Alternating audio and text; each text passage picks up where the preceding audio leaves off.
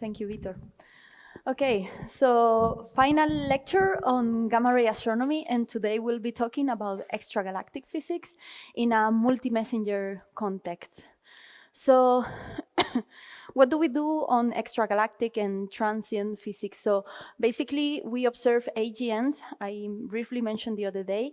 Specifically, we detect those AGNs with a jet pointing toward us, blazars. We would talk about gamma ray bursts, gravitational wave counterparts, and neutrino counterpart search. We also do some fundamental physics. I think I also mentioned it the first day. For dark matter, I will not be covering this topic because there will be a fantastic presentation later on by Ion. And I will briefly talk about Lorentz invariance violation. And another topic that is not here is fast radio bursts that I will briefly also talk about. So let's start with active galactic nuclei with AGNs. We already know that they are the largest population in the very high energy sky. There are about 80 of these systems. Yeah, when we call blazars these jet AGNs, there are about 10% of the AGNs are jet, and when the jet points toward us, that's a blazar. And depending on several characteristics, we can divide blazars into two categories, or two main categories, what is called flat spectrum radio quasars or BA-lag objects, okay? BA-lag objects resembling a source that is called BA-lag. So the main difference, well, in this case, we would be observing the jet from here. And the main difference is that the flat spectrum radio quasars, they show with spectral lines, while BA-lag objects have no lines, or they are very narrow, or they are very faint, or you just have this, in optical, you don't see basically, but you see this known absent spectrum of lines.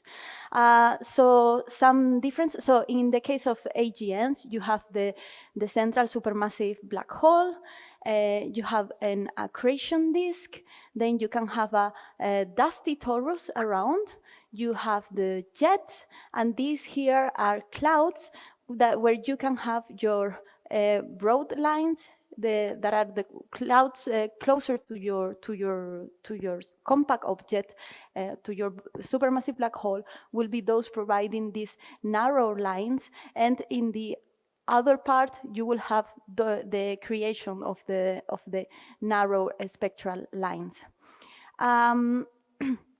Then you can subdivide a little bit more the blazars. You can subdivide a little bit more blazars depending on the spectra of the shape of their spectrum. We will see in a minute. So this is a very simple blazar SED.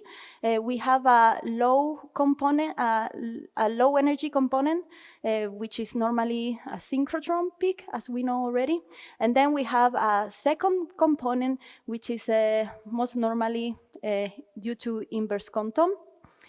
And especially BA-lag objects, depending on where these two peaks peak at which frequency, they can be classified as low energies when you have the peak in this energy range more or less here, and then as your peak goes higher to energies, you can have you classify them differently. Okay, I'm not getting into too many details about this, but just for you to know that they classify differently.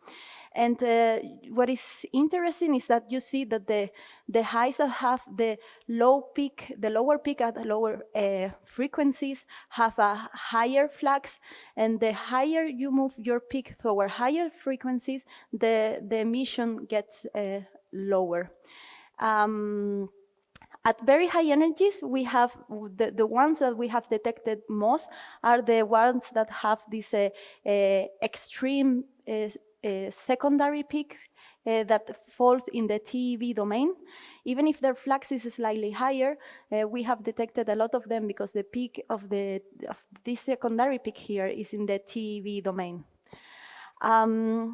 So What does a flat spectrum radio quasar looks?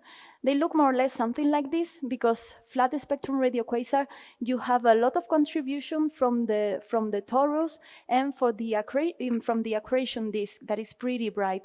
While in the case of BLAC objects, you do not have such contributions.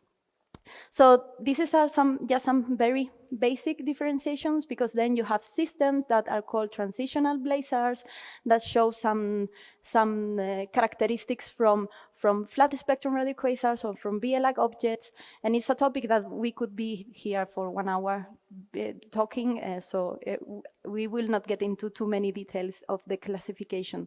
So the thing with blazars is there are still many unknowns on what are the emission mechanisms, how does the jet power connects to the massive black hole, how is the neutrino emission connected to the jets, or what is multi-wavelength and multi-messenger connections. And for us, it's very important always, not only to take TV data, but to take simultaneous multi-wavelength data to exactly be able to see how to model these sources. Then the most popular models to interpret the blazar emission, it's connected to what Brian was mentioning this morning. You can have these one-zone leptonic models where you have the electrons working. You can have, again, one-zone hadronic models. And then you can have multi-zone models, basically where you have particles that are being accelerated in different places of the jet. And this could be either leptonico-hadronic or leptohadronic. And then something, well, and of course, these blazars, they show multiple behaviors. You can have a lot of flaring states that they can last months, and they can have variability of several months, and they can have variability down of few minutes. And here I'm just showing you some examples of, for example, this is a Markarian 501, and these two in green and in red are different flares, different flaring events of this source. The first extreme TV blazars were discovered by Hess a few years ago, and in principle, they look that they are best described by simple synchrotron self-contour models. Although, of course, there are always some exceptions. So something important for in the case of blazars is understanding what the jack structure it is. And what we have seen is that there are some cases which are really peculiar, or they are very interesting, like fast variability at short timescales, or the first hint of what we call a narrow feature or a spectral line. So, for example, Hess in 2007 already saw really short time variability in PKS 2155. You can see here that this is just timescales of minutes. This is only 2 minutes, and you can see how really varies really fast.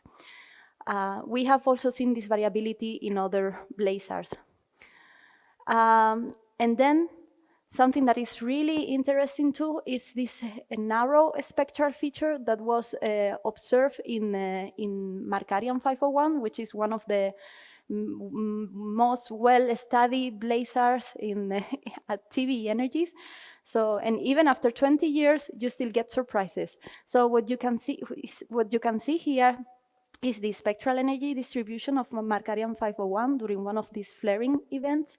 And what you see here is that at these energies, which is this is 100, this is 1 TV, these are few TV, these are like 4 or 5 TV, you get this bump in here.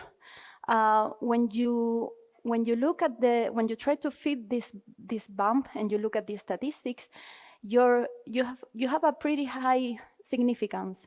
It's still 4.5 sigma 4 after EVL correction. I will talk shortly about this EVL correction. So it's really a strong hint that there is something going on here.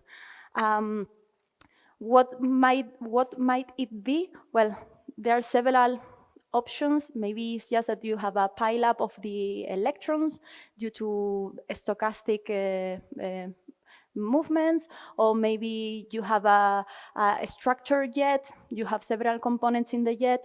There were different scenarios tested, and for sure we still don't know, but for sure more observations and trying to get some more of these narrow features would be of interest to learn a little bit more about the jet structure.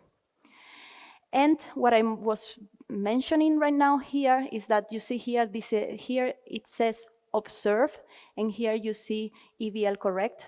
This is the observe one, and this is the EBL correct, okay? This is the difference between these two plots. And what's the EBL? Is the so-called extragalactic background light.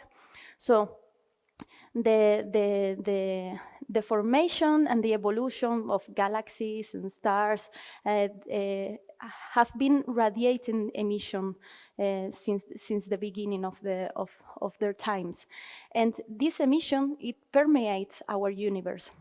Right now, all of this emission has been redshifted and have been absorbed and re-emitted by dust. And this emission is really important at ultraviolet, optical, and infrared energies. And what happens that when you have a very high energy photon from a very distant galaxy, these photons might interact with these photons, these ultraviolet, optical, and infrared photons that form the extragalactic background light, or EBL. And then this, via pair production, they can convert. So instead of measuring the intrinsic spectrum of your source, what you would observe at Earth is something that is slightly modified, okay? Is slightly absorbed. So when you observe distant sources like AGNs or gamma ray bursts that are at high redshift, for us, a very high redshift is redshift 1. Okay, you should take this extragalactic background light into consideration. And indeed, the EBL after the cosmic microwave background is the second largest radiation in the universe, and it's really important in the case of extragalactic science. And well, there are like a gazillion models measuring what the EBL shape is at different energies or wavelengths. And well, you can pick up your favorite, and then you do your correction when you are observing these sources. So the idea is that you have your spectral energy distribution that in principle should be a power law, or most likely is a power law. And the farther you are, the more absorbed will be your spectrum, okay? So this is why it's really important to correct for the EBL. And this EBL sets a limit to the redshift that we likely can detect in gamma rays, which is around redshift 1, more or less. So you'll see that we are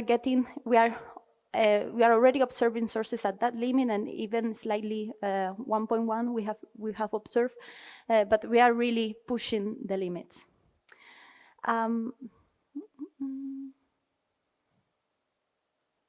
Okay, so this is just an example. So here we measure this spectrum here, then we corrected using one model. I think in this case was one of the most used models is the so-called Dominguez 2011. And then this is what the EBL corrected light curve looks like, which is, as you can see, a power law, what we would expect. And this is indeed the shape of your intrinsic source. Yeah, so this gamma ray horizon, as I said, it's close about redshift 1, because then if you go much, much farther, you will be getting much, much, much absorbed. So it's basically because of that. And yeah, right now, the most distant source that has ever been detected at very high energies is GRB at redshift 1.1, and the most distant blazar is at 0.99. In the last years, we have gotten a lot of most distant blazars. And yeah, this is from Mario Diaz's presentation yesterday, when he was telling about some of the highlights in multi-messenger astronomy. Of course, you have supernova 1987A, you have, of course, gravitational waves, and he put here something about this blazar, TXS0506, and connected to an ice cube event. So let's go and see a little bit of that. I know you will have a neutrino lectures next week, so I will not get too much into details into neutrinos, but I wanted you to show you how Cherenkov telescopes and how Fermilab has contributed to this thing. So you know that ice cube that is in Antarctica that is detecting high energy neutrinos, and you know that these neutrinos, they come from space, and when they enter in the ice and they interact with the detector, so there is a muon created, and the muon leaves a track in the detector that could look like something like that, okay? And the thing is that, well, please don't take too seriously these numbers, okay, these few dozens, but the idea is that IceCube has detected a few dozens, so I don't know the exact number, of very highly energetic neutrinos with energies between TeV or PeV energies. According to this paper I found, in a 7-year data set, they have measured about 60 neutrino events with very high energies, but probably this number is a bit higher now. So for us, the big discovery came in September 2017 when IceCube detected this event that is a neutrino with 290 tera-electron volt. IceCube sent an alert, and this was observed by Fermilab, who detected some emission, some coincident emission. The MAGIC telescopes that you just saw there also observed, among other dozens of observatories, and both Fermilab and both MAGIC detected high energy and very high energy emission. So let me just, from here, I will show you again not the full video. Can I? No. Okay, well, doesn't matter. Okay, so the thing is that both Fermilab and MAGIC detected that there was a flaring blazar, which is a TXS0506 plus 056, located in Orion, and the emission that they detected. So here you have the IceCube error box at 90% confidence, the 50% confidence. You see here in yellow the MAGIC error box, and here you have the Fermilab error box. So actually, this was the first time that a high energy neutrino event was identified with a source, or with a flaring, in this case with a flaring blazar. This was important because because neutrinos are the smoking gun of having hadronic acceleration in a source, and if you detect gamma ray emission coincident from a neutrino, you know that they are somehow connected. So what's happening here is that you have the blazar with the jets pointing at you, and in these jets you have protons that are accelerated, and these protons via neutral pion decay, they will produce the gamma ray emission, but via another channel they will produce the neutrinos that you detect.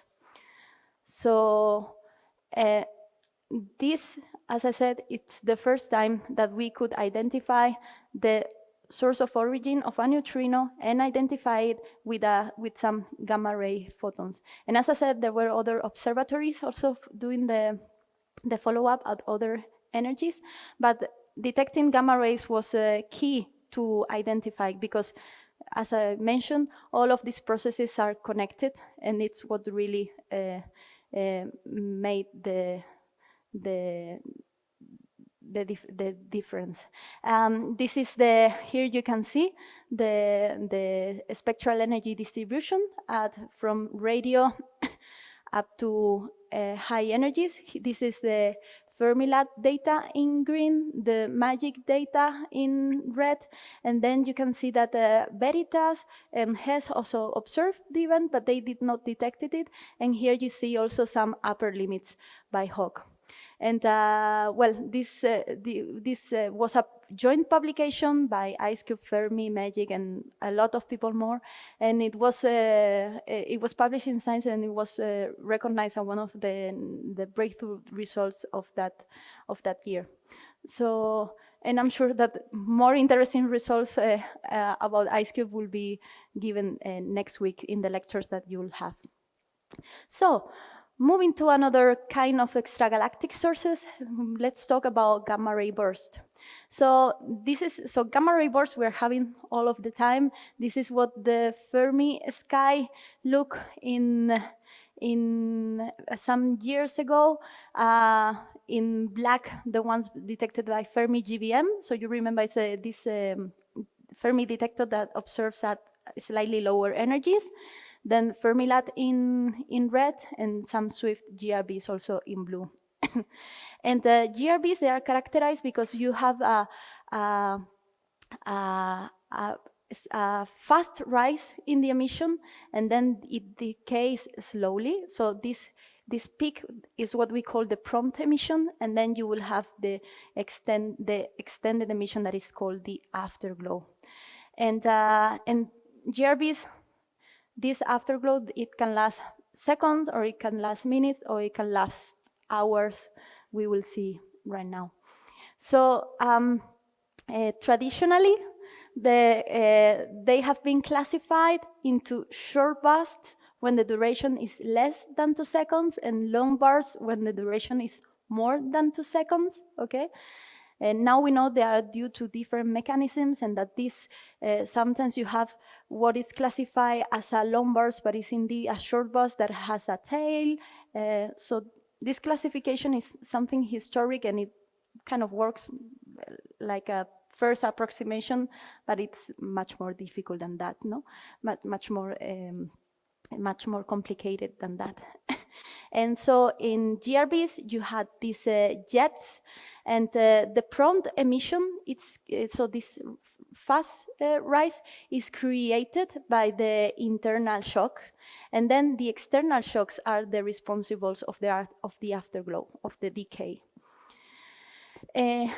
Now we know that short gamma ray bursts are associated to binary neutron star mergers, and long GRBs are normally associated to collapsars, to massive stars collapsing.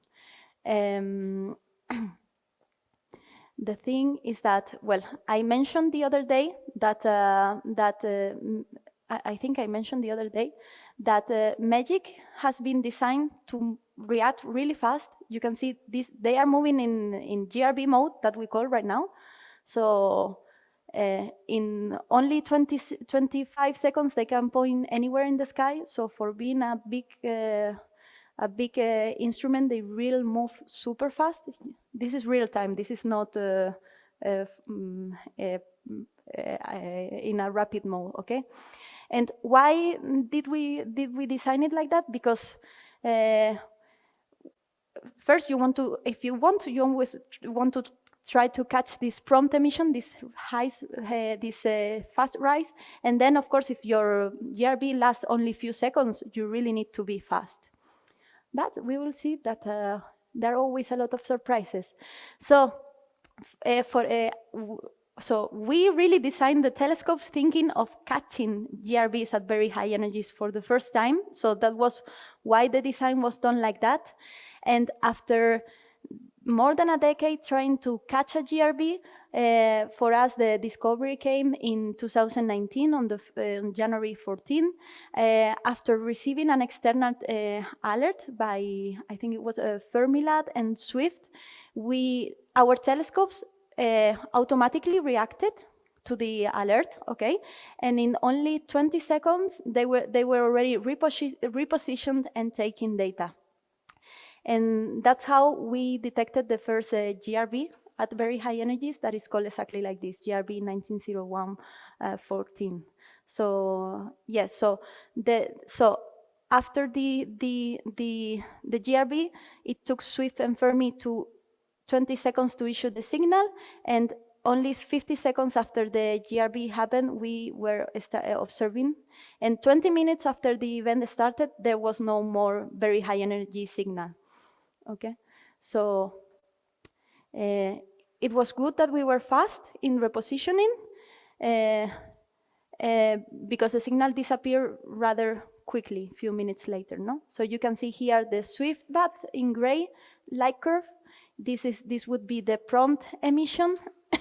So we received the alert, we moved, we start to take data because you start the tracking, then you take the data, you load all of the tables, all of the things you need for really observing to calibrate and stuff, and then you start taking the data. And this here is the emission that MAGIC detected. This is for the first 200 seconds. And just as a reference, this is the Crab Nebula. You remember our standard candle, which is the brightest steady source that we have at very high energies. And you can see here how the emission goes above for some magnitudes. So the good thing, this is actually the first GRB that was ever detected, so this opened a new field at very high energies. Of course, there was a big follow-up at different energies, and you can see here the MAGIC flags in terms of time, LAT emission, XRT, and how other experiments took data afterwards. It was located at 0.4 redshift, and what we really detected was the afterglow emission. Okay, so even if we were quite fast, we didn't detect the prompt. And this is how your spectral energy distribution changes with time. So in blue in the first seconds, then from 100 to 180, etc., until the end of the observations. And when we try to if we fit the SED to models, what we see is that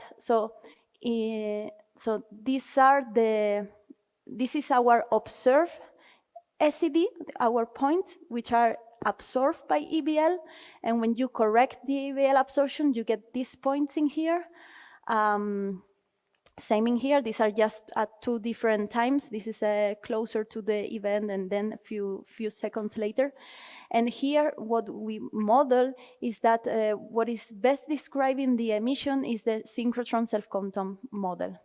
So what does it mean? So up to now, we knew that gamma ray bursts were emitting synchrotron emission, but this means that there is an additional component, which is this inverse quantum over the synchrotron photons. So this means that you have a secondary component in GRBs. So you remember you have your synchrotron, your photon, and then these photons goes upscatter via inverse quantum. And just to show you a comparison, this is the Crab Nebula enhanced by 3, and this is what we saw in our GRB. So this was the most brilliant, very high energy source we had for many years. You can see here the rate, the number of events you get per second in versus time of the GRB compared to Crab Nebula, which is, as I said, the brightest steady source we have. So it was a very bright event for us. So this was the first time that there was a detection at very high energies. Before we had seen some hints, some 3 sigma hint emission, etc. But this was the first time. It was the first time that you can actually detect a GRB from radio up to very high energy, so in 20 orders of of magnitude. And now we know that there is this second component that is a synchrotron self-quantum. And it was the brightest TeV source ever detected up to a few months ago. I will talk briefly about it. So before continuing to other gamma ray bursts of interest, because now we have detected more, so we didn't detect gamma ray bursts in 15 years, and now we have several. So good, we are doing something right now. This is, of course, because all of our telescopes, MAGIC, HESS, VERITAS, we have been upgrading not only the electronics, but also the pipelines for analysis, the way that we react, everything. So it's been an effort of over more than a decade to really try to catch these guys. So, so before continuing, I will talk briefly about this Lorentz invariance violation and how we tested this with this gamma ray burst event. So you know that according to Einstein's relativity theory, the speed of light in vacuum is constant.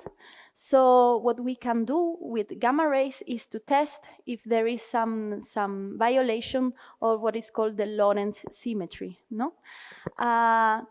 Because according to quantum theories of gravity, which is this theory that joins gravity and quantum theory, no, the speed of light might be energy dependent, no, and this is what we try to check. So according to relativity, if you have two photons at two different energies, they should arrive at the same time.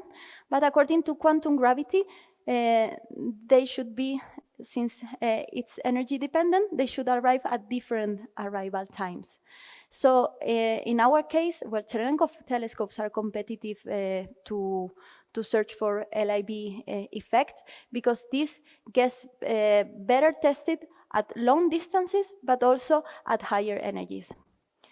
And well, don't get too excited, because we didn't prove Einstein wrong for the moment. So basically the idea is that you check the arrival times and the energies of the photons, and you really try to see if there is any difference.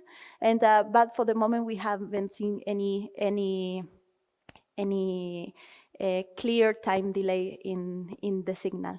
So, and this was the first time that you could actually do some LIB studies with a GRB, but there are also other studies with blazars, with pulsars, etc., etc. So if you are interested in that, I recommend that you check some of these papers. So, coming back to GRBs. So the second GRB that was reported was this one by HESS, GRB 180720b. Actually, it's a GRB that happened even earlier than the one by MAGIC, but they had not analyzed the data, or they were really working on their data, and they announced it afterwards.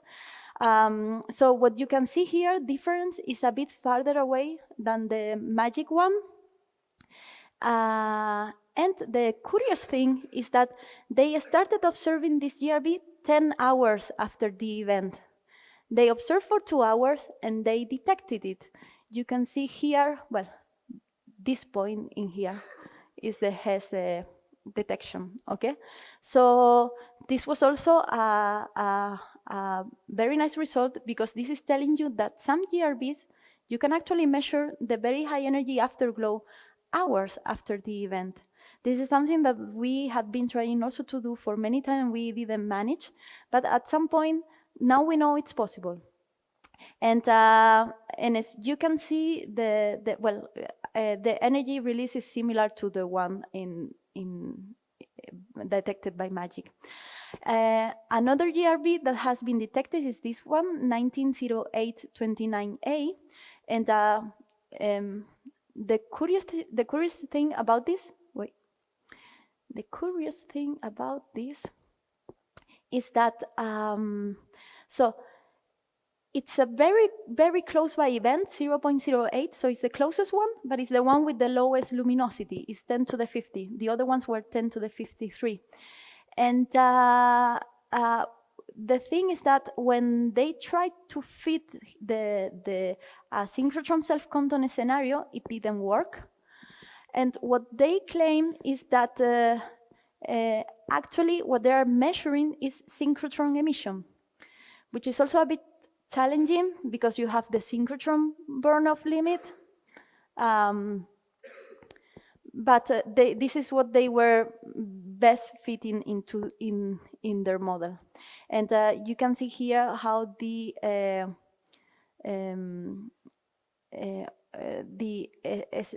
EVL absorption was for the 3 GRBs that have been measured, and since this is one of the closest one, it was not so affected.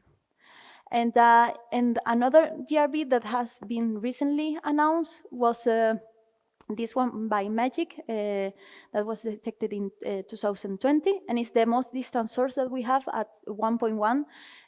Here you can see the significance at 6 sigma. There is not yet a paper. There is only a GCN and some proceedings. But basically, again, we started observation just after 1 minute after the alert, and after correcting for the EVL, again, we get a power law. And after 1 minute, we didn't have any more detection. So here you have the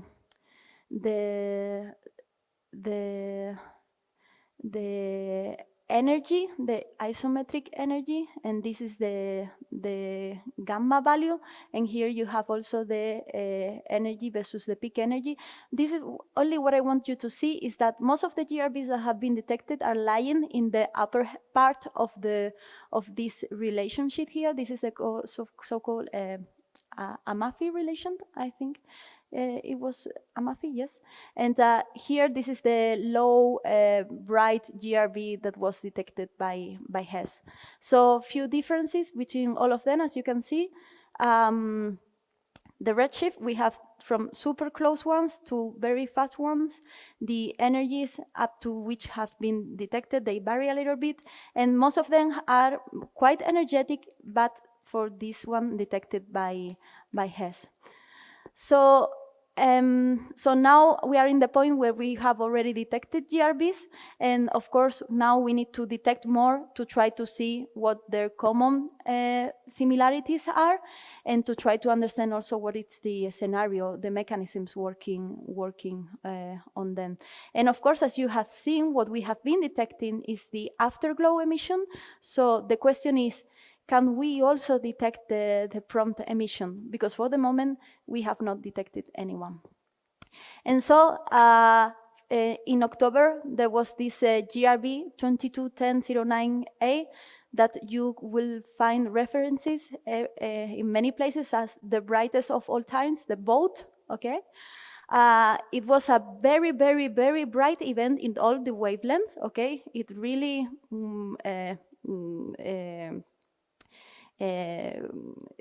many instruments, they were the flux was just simply too high, and it was so bright that they see that this is a 1 in a 10,000 years event. I don't know if 10,000 years, but maybe 1 in few decades it could be. You can see that the energy of the event was 10 to the 55, so compared to the other GRBs, it's 10 to the 53. The LAT emission, the Fermi LAT emission, lasted for a few days, and it's said that that it would probably be detectable by radio telescopes for years. And the most interesting part, at least for me, is that it was detected by LASSO. So it's the first time that LASSO detects a GRB. And the thing is that they detected more than 5,000 photons.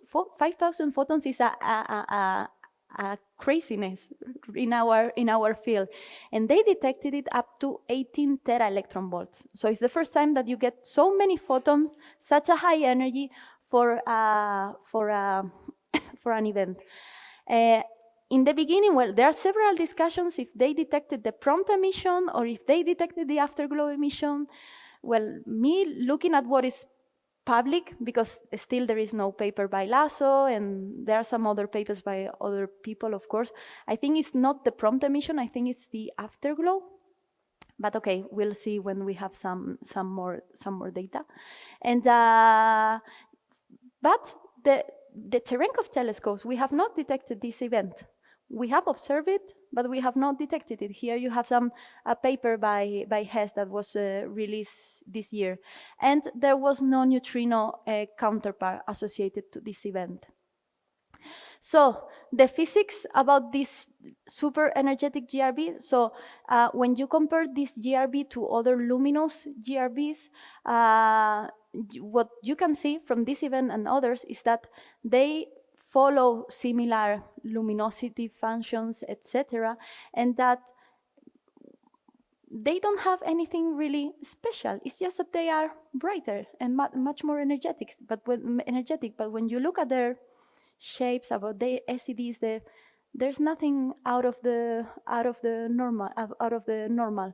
So several theories are, for example, that there might be differences due to the jet viewing angle, because in the end what you are seeing is the jet. So maybe this makes the difference, and you will get some more energetic or some less energetic.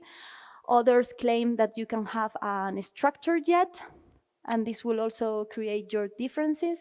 For example, Sato et al., they said that you can have a jet with two components, a narrow jet and a wide jet, and depending on where you are, you would see some emission or other. For example, they claim that if you are looking just straight into the jet, this would explain the emission of the three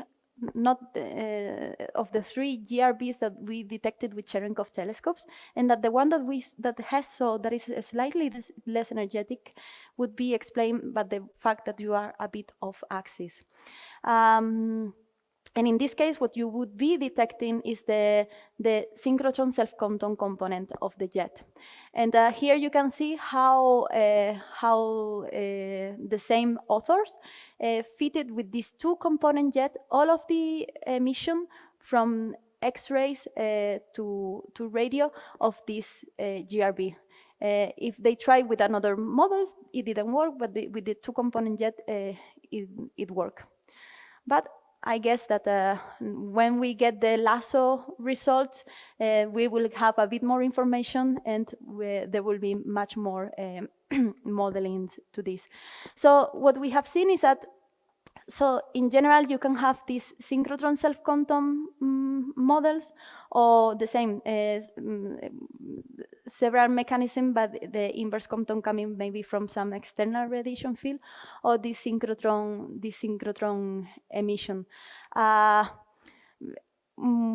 What I generally have the feeling is that regarding this issue of the synchrotron burn-off limit, etc., is that many of the modeling suggest that the very high energy radiation is indeed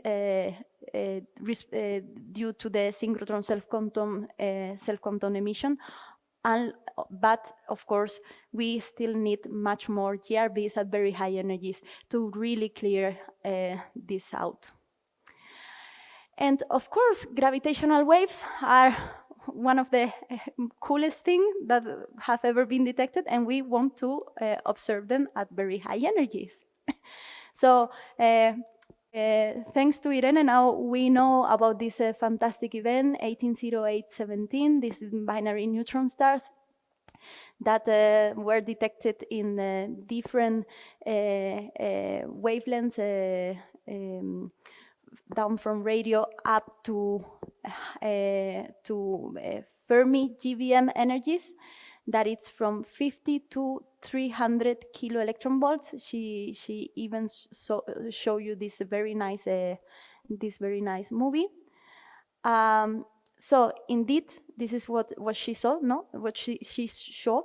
You have here the gravitational wave, and this is the emission that Fermi GVM observed at different wavelengths. So between 10 and 50 kilo electron volts and 300 kilo electron volts. However, Fermilab did not detect this counterpart because at that time they were the satellite was passing through the South Atlantic anomaly, and hence could not really detect this first peak, this prompt emission. Okay, so they started observing 103 seconds later only.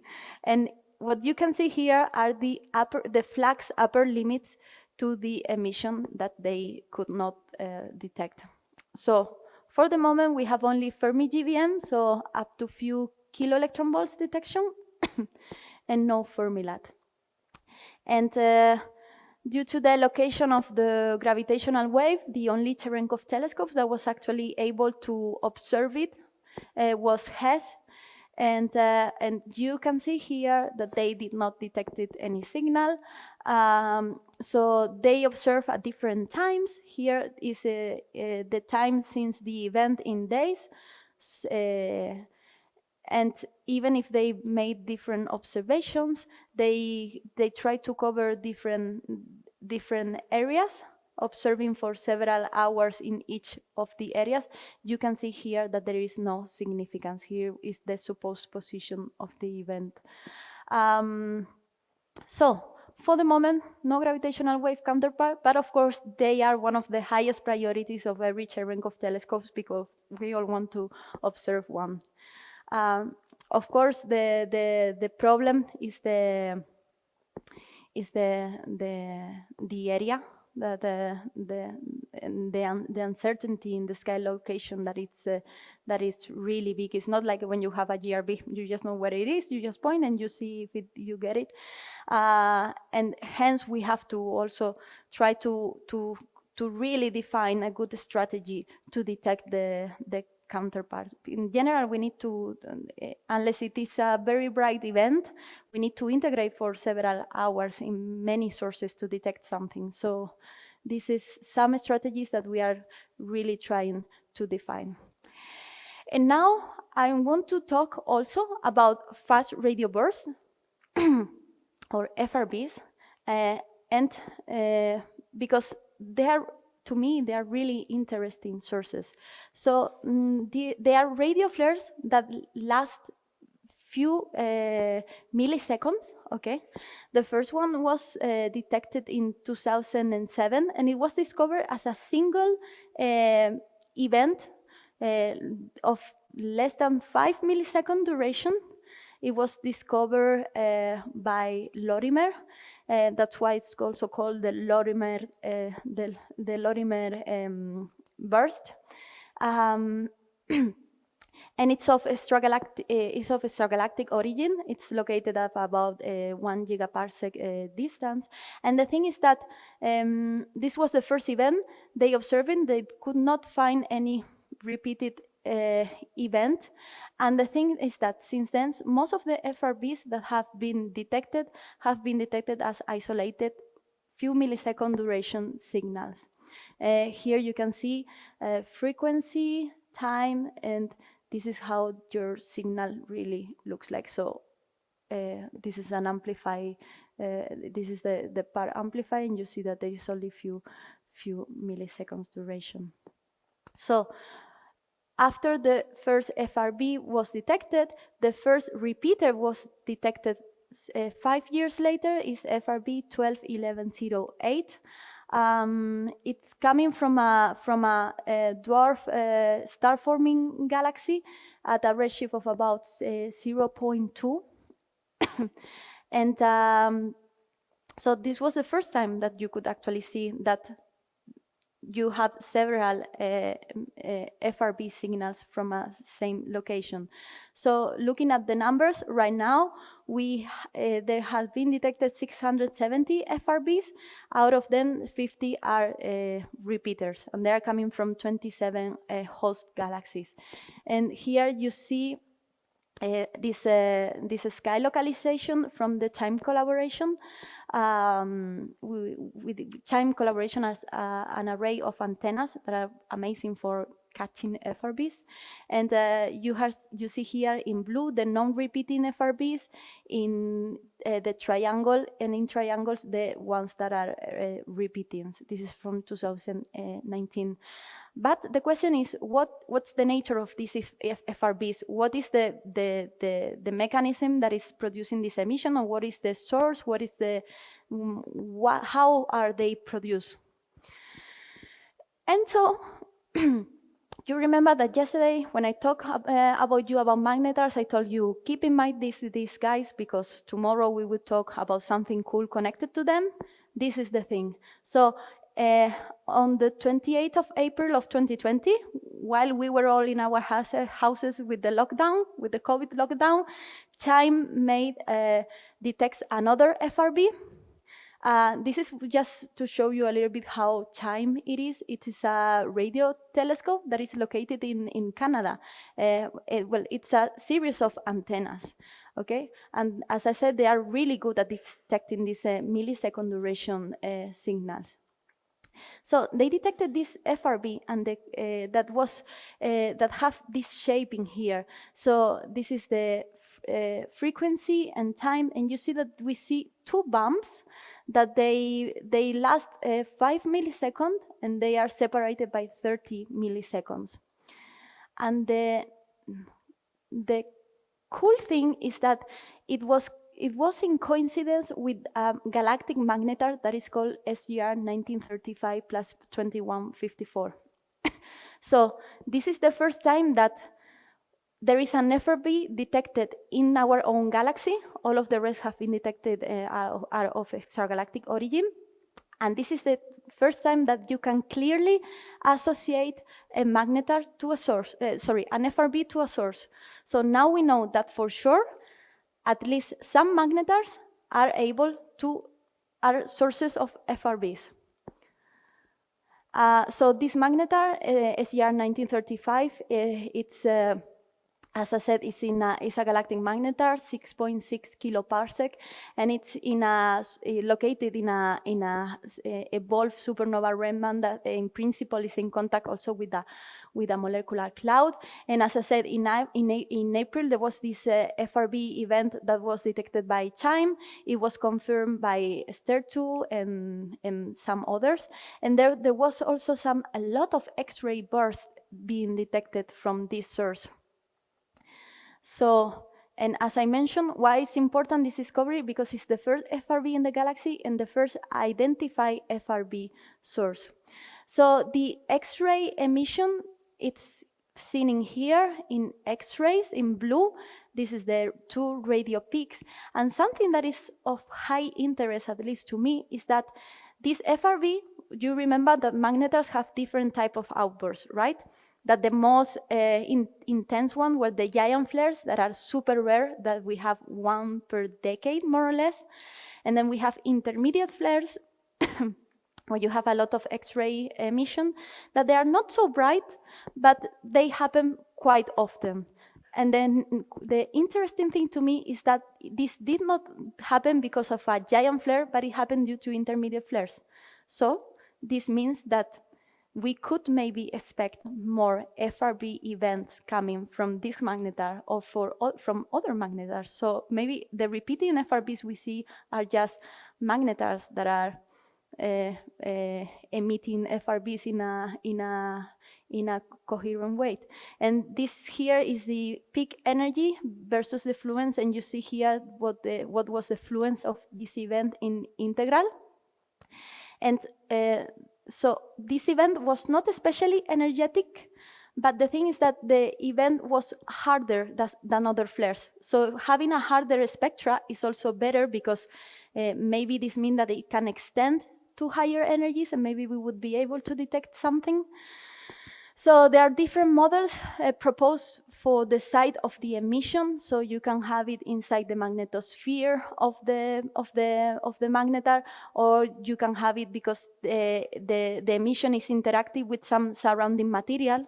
In this case, you remember we have a lot of material, so it's actually it's a possibility. And this is what I showed you yesterday, that we were doing follow-up of a magnetar is because of that. We could not observe exactly when this FRB event was, because we were on lockdown, so at least MAGIC was not operational those days.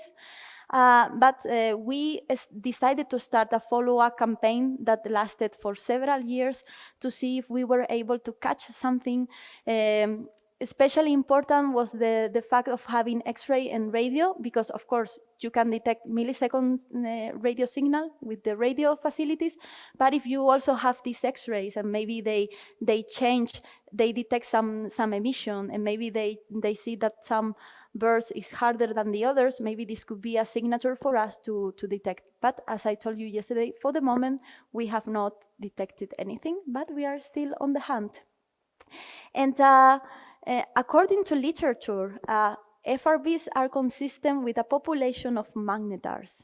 So there are several theories that account for a unified picture of how magnetars are responsible for all of the FRBs in the universe. We still have to see that, but this is one of the scenarios that could explain the FRB emissions. So basically, you have the magnetar. You remember that they have this crust, and that they have this magneto earthquakes, and the crust that gets distorted, that gets compressed, and it's because of this that you have some perturbations in the field, and you have some X-ray emission emitted, and then you have your perturbation that is propagating towards the rest of the magnetar, and then when it reaches the polar area, you have these Alfvén waves that are really propagating your perturbation far away, and then at this point here, that is called the charge starvation, is where you can have your coherent FRB emission. There are other scenarios, like a more GRB-like scenario also proposed, but the idea would be something like that. And in this possible unified model, so these are both of these are speculative scenarios. So these are theories. This is the conservative speculation, and this is the speculative speculation, okay? So basically, we know that all of the magnetars in the galaxy, we know that they are born out of supernova explosions, but you can have maybe some more exotic magnetars that are created via other channels, like neutron star mergers or lone GRB progenitors, or superluminous supernova, etc. And these magnetars are, in principle, more rapidly rotating, and they could have they could be even more active than the galactic magnetars. So according to this, you would have the regular galactic magnetars that they take care of some repeaters or some sources that they do not repeat that much, and then you would have these special magnetars that account for the most active FRB repeaters. And then in an even, as I said, more speculative scenario, so you would have even much more exotic ways to explain FRBs, like black hole evaporation, and or FRBs that are due to white dwarf, etc. Okay, all of this in gray is the speculations. Okay, so of course, more detections will give us more hints into the nature of FRBs. But at least we know that magnetars can indeed produce FRBs. So we know that magnetars now are connected to a lot of different astrophysical events. And of course, same from the review by Sang, there are many, many open questions that I hope with more observations could be resolved. And okay, then our next stop, it's supernovae. So you know that we have basically two main kinds of supernovae, the type 1a that are associated to binary stars. So you remember yesterday the nova Ares of Yuki that I was telling you about, that we detected at very high energies. The white dwarf in Ares of Yuki is very massive. It's really close to the Chandrasekhar limit. So once it reaches this limit, it will explode in a supernova, and what is called a type 1a supernova. However, when you have massive stars, they can simply collapse and they will produce this type 2, or what we call core collapse supernovae.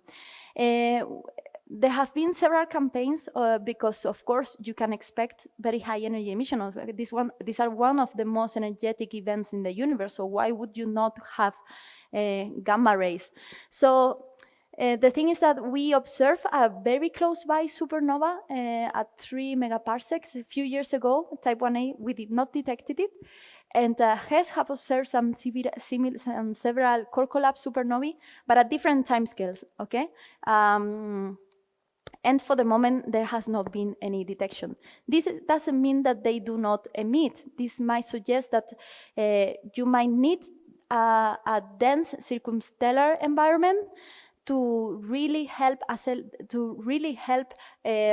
accelerating your particles, and maybe just this core collapse supernovae here did not provide this dense medium. Another important thing with core collapse supernovae, so when you look at models, we really expect to detect gamma rays from core collapse supernovae. The expectations for type 1a are not so good. But something also important in the case of core collapse supernovae is that here you see the flux above 100 gigaelectron volts, and this is above 1 teraelectron volts in terms of the day. These are the models by Cristofari. And you see here the lines represent different mass ejecta. But basically what you see is that your flux, or your gamma ray flux, is expected to really drop in the first days, and then it can recover a few days after. Why? Because you might have a lot of photon absorption in the first days, because you have all of this material that has been expelled. So in the beginning, these absorb your gammas, that they are converted into electron positrons. And then you might expect that at some point, the gammas are not so absorbed and the emission is recovered. So you really have to have a good strategy to try to detect this emission. And something that might happen also is that you do not detect it in one night. Maybe you need to observe for several nights to really be able to get this emission. And if you believe the models, you really need to know when to observe, not to observe on the days where you have the most absorption, but in the days where you have the expected gamma ray emission. And of course, the fantastic case for all of us would be to have a galactic core collapse supernova, right? And in the case of galactic core collapse supernova, you can even be expected to be triggered by neutrino flares, no? Something like what in principle happened with the 1987, that I think you had the neutrinos, some neutrinos detected, and then the supernova came. And just to put you up to date, so a few days ago, there was this supernova event 2023 IXF that is here. It's here. You see it blinking here. It was discovered by amateur astronomer and Koichi Itagaki. It had a magnitude of about 14, and now it reached its peak luminosity at about magnitude 10. I wanted to put a plot, but I forgot. And well, it's quite close by. It's around 6 megaparsec away, and it is thought to be, the progenitor is thought to be a red supergiant star. So stars that are in this, if you see here the magnitude versus spectral class, they are located in this area. So in the beginning, MAXI did not report any X-ray emission. Then a few days later, we had some X-ray emission. Then in searching for Hubble archival data, some people claim that the progenitor was exactly a red supergiant. So in the case of core collapse supernovae, again, you have a lot of subtypes of core collapse supernovae. Basically, depending on what the optical spectral looks like, you can have type 2n supernovae, where you have these strong Balmer lines. You can have type 2b, where you don't have these hydrogen lines, but you have a lot of helium. And something that is also important is the shape, no? In the case of having a type 2L supernova, so all of these core collapse. If you have a type 2L supernova, you expect that your SED falls, your flux falls real fast. So you are more interested in the kind in which you expect more of a plateau or something. And yeah, and according to our models, so in the case of core collapse supernovae, you could expect the progenitor star to be a supergiant or to be a luminous blue variable. The best case scenario or prediction for us would be to have a luminous blue variable, which are these huge, massive stars that when they have these strong winds, etc. And these, in principle, are the ones that are a bit more, giving us more hopes to be detected at very high energies. So it seems that right now the one that is outgoing is a red supergiant star. So still good news, but it might be a little bit more difficult to detect at very high energies. But, and just to finish, or to start finishing. So for the moment, we don't have any more information about gamma ray emission from this supernova. I hope that soon we will get some news or good news. Let's see. And yeah, and just to finish, I just wanted to give some words to CTA, to the Cherenkov Telescope Array, because I told you in the very beginning that we are building this new observatory. Indeed, it will be the first gamma ray observatory open for everybody to apply for observational time, which I think it's cool for all of you that are not part of a Cherenkov consortium. And the thing that I show you the first day is that CTA will have a very good sensitivity for short time events, which is fantastic for transient and hence for multi-messenger astronomy. And yeah, so what we have seen these days is that there are several types of transient and events in a multi-messenger and multi-wavelength contents that had happened just in the last few years, over the 5-6 last few years. So we have neutrinos that have been detected also in gamma rays. Gravitational wave from binary mergers were also discovered, even if we have not detected them. But they are, of course, a fantastic target for us. We have gamma ray bursts. We have transient events in the galaxy, such as novae. So all of these, over the last few years, we have really have had a boom of new types of sources and new type of physics at very high energies. And in the CTA consortium, there is a science working group dedicated to understand how CTA will be able to detect transients, exactly these ones: GRB, gravitational waves, neutrinos, galactic transients, and core collapse supernovae.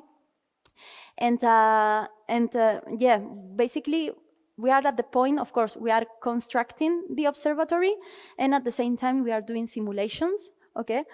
So basically, what we want to understand is using our population codes and we want to check if we would be able to detect the prompt emission of the afterglow emission, and for that we simulate the response with CTA with some of the dedicated tools that were created for CTA. So just to show you some examples, okay?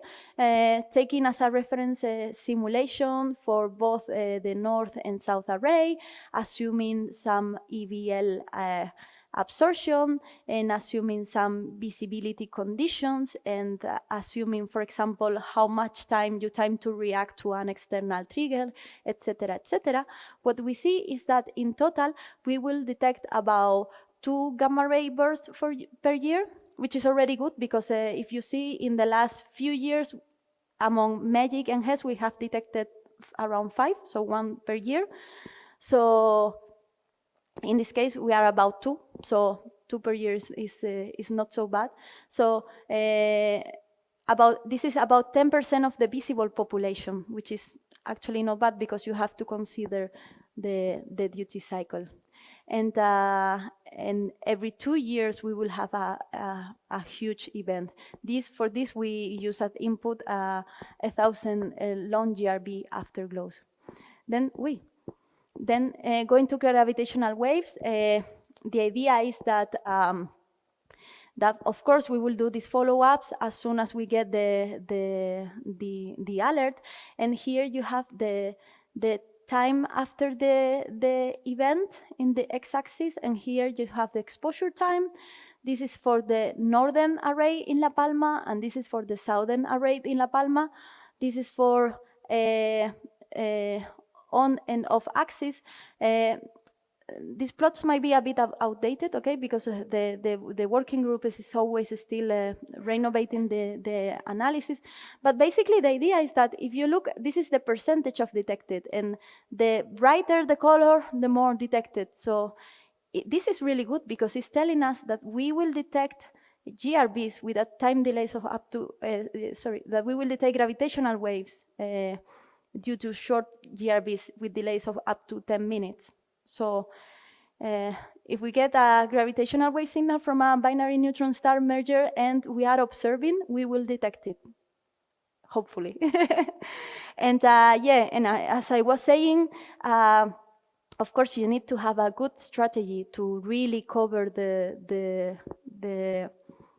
this error box, this large error box. So the group is also really working on this scheduling algorithm to be able to define the best strategy. And the thing is that by observing with the full arrays for only a few minutes, we will be able to locate the signal. And neutrinos, of course, we already saw that we have already detected a flaring blazar coincident with a neutrino event. And of course, there are 2 different sources of population for neutrinos: the transients, like the one I just mentioned, and steady sources, which are some clusters which are exceeding the emission as seen by IceCube. I'm sure you will learn about this more next week, so I don't want to spoil too much.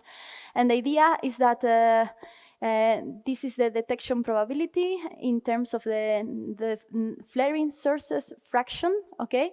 And for this, we have used as a model the Blazar TSX0506. This is the one that we use for the neutrino. And here you see different values for CTA north at different zenith angles, and for CTA north at 20 zenith angle, considering different magnetic field configurations. But also the idea is that we will indeed detect also more flaring counterparts of neutrino, and we calculate that we will detect 1/3 of the cases also in about 10-15 minutes, more or less. And in the case of the steady sources, here we have the local source density, the luminosity for different zenith angles, for CTA north, again, different magnetic field configurations, and here it's 1 and 0, so the brighter means detection. So we will be able to detect steady sources down to this value of density in about 30 minutes. So, but at least what I want you to keep in mind is that with CTA will be an amazing observatory, and our improved sensitivity and our improved capabilities will really mark a new era for detecting transient events. And then moving to galactic transients, you remember the microquasar Cygnus X1, the one of the bet between Hawking and Kip Thorne for being the first black hole ever identified. If you remember this microquasar, has been detected by Fermilab after accumulating a lot of time of observation, about 7 years of observation. And in transient events, we have only seen this magic hint at 4.9 sigma in 80 minutes. So if we simulate this transient emission, and if we simulate this, how this persistent emission would be accessible to CTA, we see here that in CTA, in black, okay, and magic, this is the magic light curve in violet. In only 30 minutes, CTA will be able to detect a flare like this from Cygnus X1. And if we consider the persistent emission, so accumulating different many hours while the source is in the hard state, you remember when you have the jack active, we will also be able to detect it. So this would mean that CTA will be able to detect transient emission from microquasars for the first time, and will also detect more sources, not only the SS433, which is the only microquasar that we have in very high energies. And if you remember, we have been also talking, Brian and I, about the Crab Nebula and how it flares at lower energies, at MeV energies, as has been reported by Agile and Fermi. If you remember, we have not detected it with current Cherenkov telescopes, but if you have a look to the expected emissions, so this is the sensitivity of CTA North for only 5 hours in red, and this dashed line is CTA North, but only the 4 large-size telescopes. So you remember now we have 1 large-size telescope that is operational. We are building other 3 right now that we hope to have finished in maybe tops 2 years, we hope. And these are different models, and you see that in all of the fluxes are always above the sensitivity.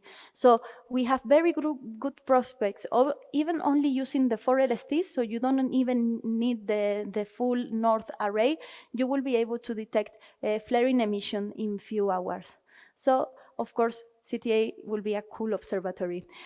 I was going to talk about dark matter, but Ion is here, so he will give a fantastic presentation, much better than I could do for sure about dark matter.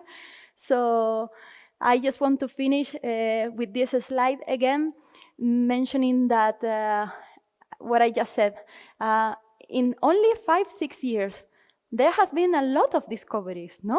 Gravitational waves, extragalactic neutrinos, gamma rays after decades. You know how much time we have been trying to catch this and this and this? A lot of time. And now we are able. So I think we are in a fantastic time for transient and for multi-messenger astronomy, and I think that that for you guys doing the PhD is also a fantastic time to be doing these observations and this research. So that's all I wanted to say for today.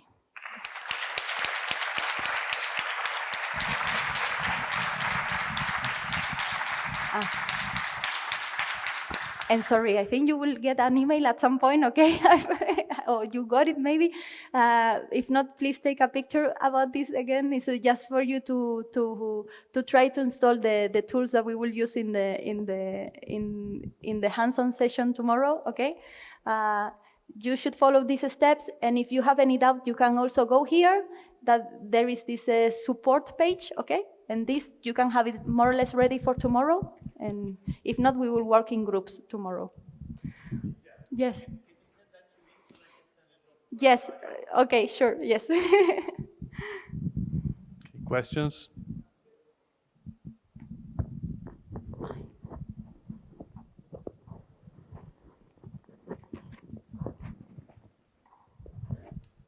So thank you very much. I'm very interested on fast radio burst. So fast radio burst has the dispersion measurement that there is the delay of each channel. I would like to know how this information can be used on high energy astrophysics when you correlate observables. For GRBs, sorry, for GRBs, you meant, I didn't hear the first part. From fast radio burst. For fast radio burst. Yes, the dispersion measurement. Yeah, well, that indeed. Yeah, that indeed we. Good question. Indeed, right now we are not really taking that too much into consideration. Basically, what we are doing is observing some of these known repeaters. Okay, that's basically what we do, and or try to catch this galactic guy, because for the moment that's the best prospects that we can have right now. Maybe in a future I can give you much more details about it, but for the moment it's the strategy that we are all following is that one, because yeah, it's still a bit difficult to know. Further questions? Comments?